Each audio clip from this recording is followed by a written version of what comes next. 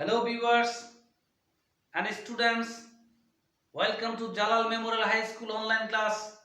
I am Abdul Quddus, assistant teacher in Jalal Memorial High School. Dear student, last episode I also take a scene faces for every student in class 10, and this episode I also take a second paper, and most of the students request me to take this class changing sentence like simple, complex, compound. Dear student, now I am going to take a transformation sentence simple, complex, compound. Dear student, I also told you before, most of the student request me to take the class Bangla.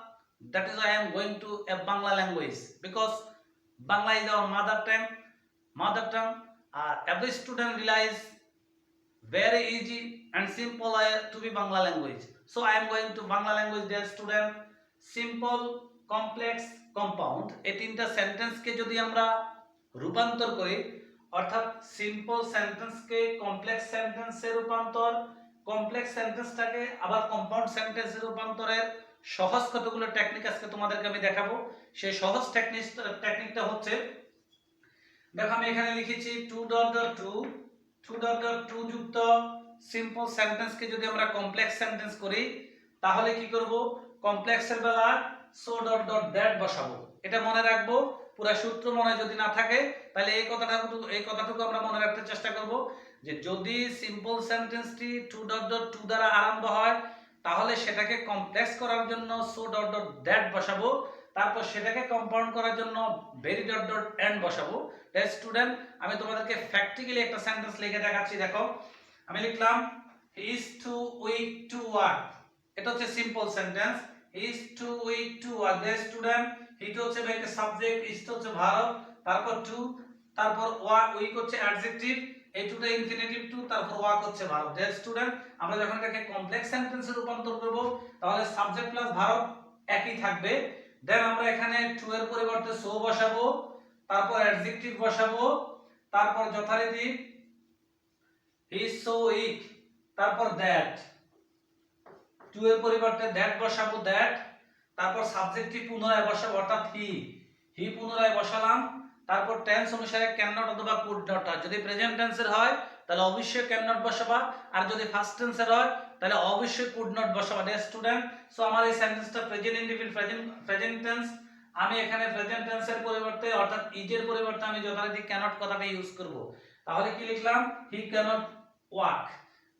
দেন আমি আবার বলতেছি, দেখো he is so weak that he cannot walk.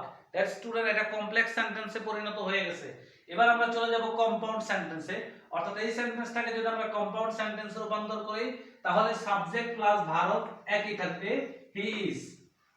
So এর জায়গায় আমরা বসাবো very, he is very, তারপর weak adjective, he is very weak, তারপর যথারীতি দ্যাট এর পরিবর্তে আমরা সেখানে বসাবো and, he is very weak and he cannot walk.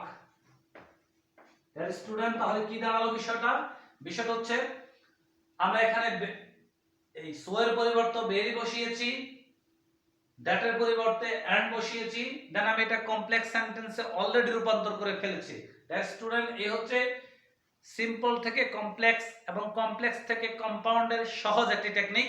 আমি আরেকটা টেকনিক নিয়ে তোমাদের সাথে আলোচনা করব, আরেকটা রুলস। সেই রুলসটা হচ্ছে এরকম, in spite of oblique despite of যুক্ত সিম্পল সেন্টেন্সকে কমপ্লেক্স সেন্টেন্সে রূপান্তর করার নিয়ম। ডিয়ার স্টুডেন্ট, আমরা জানি যদি সিম্পল সেন্টেন্সে শুধু ইন স্পাইট অথবা ডেসপাইট অফ থাকে তাহলে সেক্ষেত্রে আমরা in spite of oblique despite of এর পরিবর্তে দো অথবা অলদো বসাবো। ডিয়ার স্টুডেন্ট, তাহলে আমি একটা সেন্টেন্স লিখেছি, তোমরা দেখো আমি লিখলাম in spite of his property he is poor. Dear student, এটাকে যদি আমরা কমপ্লেক্স সেন্টেন্সে রূপান্তর করি তাহলে ইন স্পাইট অফ এর পরিবর্তে আমরা সেখানে বসাবো দো অথবা অলদো বসালাম।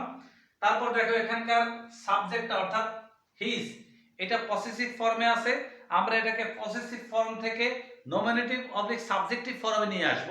তাহলে হিজটাকে যদি আমি সাবজেক্টিভ ফর্মে নিয়ে আসি তাহলে সেটা হিতে রূপান্তরিত হয়। তাহলে কি দাঁড়ালো, দো হি, দেন টু বি ভার্ব বসাবো, যেহেতু present independent tends to be verb is, though he is poor, though he is poor, though he is poor, though he is poor, পুরটা কোথা থেকে আসছে? এখানে দেখো আমি লিখছি পভার্টি, দারিদ্রতা। দারিদ্রতা হচ্ছে অ্যাডজেক্টিভ। আমরা যখন এই অ্যাডজেক্টিভটাকে কমপ্লেক্স সেন্টেন্সে রূপান্তর করব সেটা নাউনে পরিণত হবে। তাহলে নাউনে যদি পরিবর্তন হয় তাহলে সেখানে প্রপার্টির জায়গায় কি হবে? ফুয়ার হবে। দ্যাট স্টুডেন্ট, দো হি ইজ ফুয়ার, দো he is Führer, he is honest, he is honest. তাহলে এটা আমার কমপ্লেক্স সেন্টেন্সে রূপান্তর অলরেডি হয়ে গেছে। আমরা যখন এটাকে কম্পাউন্ড সেন্টেন্সে রূপান্তর করব তাহলে সেক্ষেত্রে আমরা প্রথমেই শুরু করব সাবজেক্ট দিয়ে। তাহলে সাবজেক্ট হচ্ছে কি? এর বাক্যের কি? তাহলে আমি হিতে নিয়ে আসলাম, তারপর টু বি ভার্ব নিয়ে আসলাম, তারপর যথারীতি নাউন ফুয়ার, তাহলে হি ইজ ফুয়ার। তারপর দু বাক্যের মাঝখানে অর্থাৎ কমার পরিবর্তে এখানে যে কমাটি রয়েছে এই কমার পরিবর্তে আমি বসালাম বাট, তারপর honest. He is Führer but honest. তাহলে এটা অলরেডি কম্পাউন্ড সেন্টেন্সে পরিবর্তন হয়ে গেছে। হ্যালো ভিউয়ার্স, এবার আমরা চলে যাচ্ছি বাই প্লাস জি ডাউন যুক্ত সিম্পল সেন্টেন্সকে কমপ্লেক্স করার নিয়ম। বাই প্লাস জি ডাউন যুক্ত সিম্পল সেন্টেন্সকে যদি আমি কমপ্লেক্সে রূপান্তর করি তাহলে সেক্ষেত্রে ই প্লাস সাবজেক্ট প্লাস ভার্ব বসবে। সেটাকে যদি আমি কম্পাউন্ড সেন্টেন্সে রূপান্তর করি তাহলে ইম্পারেটিভ ডট ডট এন্ড বসবে। ডিয়ার স্টুডেন্ট, আমি একটা সেন্টেন্স লিখতেছি, তোমরা দেখো। আমি লিখলাম by reading attentively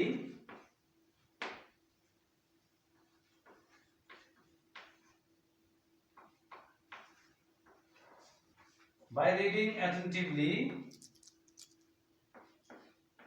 comma, by reading attentively you will pass, you will pass. Dear student, by reading attentively you will pass, আমরা এই সেন্টেন্সটাকে যদি কমপ্লেক্স সেন্টেন্সে রূপান্তর করি তাহলে সেক্ষেত্রে কি বসাবো? অর্থাৎ by plus gerund, gerund মানে জি ডাউন দ্যাট মিন্স হচ্ছে ভার্বের শেষে আইএনজি। তাহলে বাই প্লাস জি ডাউন যুক্ত সিম্পল সেন্টেন্সকে আমরা যদি কমপ্লেক্স সেন্টেন্স রূপান্তর করি সেক্ষেত্রে সেন্টেন্সের শুরুতে ইফ বসবে। তাহলে ইফ প্লাস সাবজেক্ট, তাহলে এবারকার সাবজেক্ট কোনটা? এবারকার সাবজেক্ট হচ্ছে ইউ। ডিয়ার স্টুডেন্ট, তাহলে ইফ ইউ, তারপর verb if you read attentively, অর্থাৎ জি ডাউনটা মূল ভার্বে পরিণত হবে।